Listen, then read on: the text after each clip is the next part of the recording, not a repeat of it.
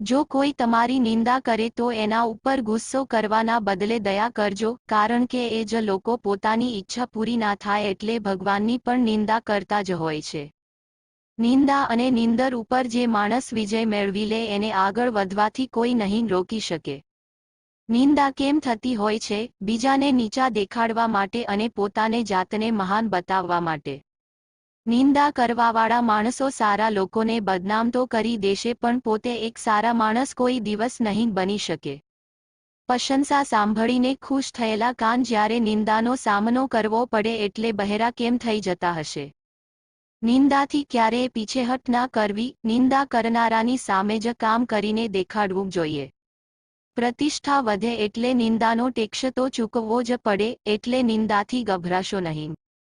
નિંદા તો તમારી પ્રગતિની નિશાની છે. જીવનમાં જ્યારે તમારી નિષ્ફળતા વખતે નિંદા કરવાવાળા લોકો મળી જાય એટલે સમજી લેવું કે તમારી સફળતા ક્યાંક નજીકમાં જ છે. નિંદા કરનાર માણસ બીજા કોઈની નહીં પણ પોતાની ઇજ્જત ગુમાવી રહ્યો છે, બીજાને નીચા દેખાડવામાં પોતાની જાતને જ નીચે ઉતારી રહ્યો છે. જે આપની સામે બીજાની નિંદા કરતો હોય એ બીજા સામે આપની પણ નિંદા કરવાનો જ છે. એટલે બેઠક હંમેશા એવી જગ્યાએ જ રાખવી જ્યાંથી ઊભા થયા બાદ તમારી ઇજ્જત વધે. તમારી નિંદા કરે ત્યાં નહીં માણસ કેવો નકામો છે, નજર સામે ગુણગાન કરે અને પીઠ પાછળ નિંદા કરે.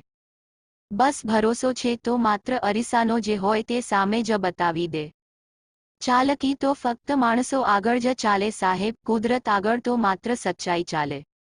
માણસના આધારે નહીં પણ ઈશ્વરના આધારે રહેજો વહાલા. માણસ સંભળાવી દેશે જ્યારે ઈશ્વર સંભાળી લેશે. શબ્દનો પણ સ્વાદ હોય છે સાહેબ, એને બોલતા પહેલા ટેસ્ટ કરવા જોઈએ અને જો આપણને ન ભાવેને તો બીજાને પણ પીરસવા ના જોઈએ. નિંદામણ ખેતરના પાક માટે હાનિકારક હોય છે, જ્યારે નિંદા એ માણસ માટે. રામાયણની કથા તો બધાએ જોઈ હશે, જે ભગવાન શ્રી રામ અને સીતા માતાને શક્તિશાળી રાવણ અલગ ના કરી શક્યો એ કામ એક અયોધ્યાના સામાન્ય નિંદકે કરી દીધું. એટલે તમારા સંબંધો તૂટવાનું કારણ ફક્ત નિંદા જ છે. નિંદા તો મધમાખીનો પૂડો છે, જેમાં માખી પથ્થર મારનારને નહીં પણ બીજાને કરડી જાય છે. એટલે કે બીજાને દુખી કરે છે. જેવી રીતે ગોળ ખાવા માટે માખીઓને બોલાવવી નથી પડતી, એવી રીતે નિંદા કરવા માટે કોઈ જ આમંત્રણની જરૂર નથી પડતી, લોકો આપોઆપ જોડાઈ જાય છે. અમુક લોકો સારા કામમાં બોલાવો તો પણ ના આવે, જ્યારે નિંદાની આગમાં બળવા માટે સામેથી દોડીને જાય.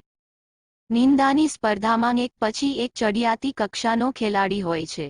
અત્યારે માણસોને કોઈની જોડે વાત કરવાનો સમય નથી મળતો, જ્યારે નિંદા કરવામાં ક્યારેય સમય નથી ખૂટતો. પહોંચવું હોય જો કિનારા પર તો નિરાશામાં એક મંજિલને રાખજો. હાર જીતમાં કોઈ નિરાશા ના રાખતા, પોતાના પ્રયત્નોથી બસ ડરને દૂર રાખજો. પ્રયત્ન કરવાથી ક્યારેય દૂર ના ભાગશો. મન પર માત્ર એક અટલ વિશ્વાસને રાખજો. પામવા પોતાના લક્ષ્યને ખુદને જીવંત રાખજો. બાકી દુનિયાની નિંદાને તો દૂર જ રાખજો. કૂતરાઓના ભસવાથી હાથીને કંઈ જ ફરક ના પડે. બસ આ જ નિયમને હંમેશા સાથે રાખીને ચાલજો.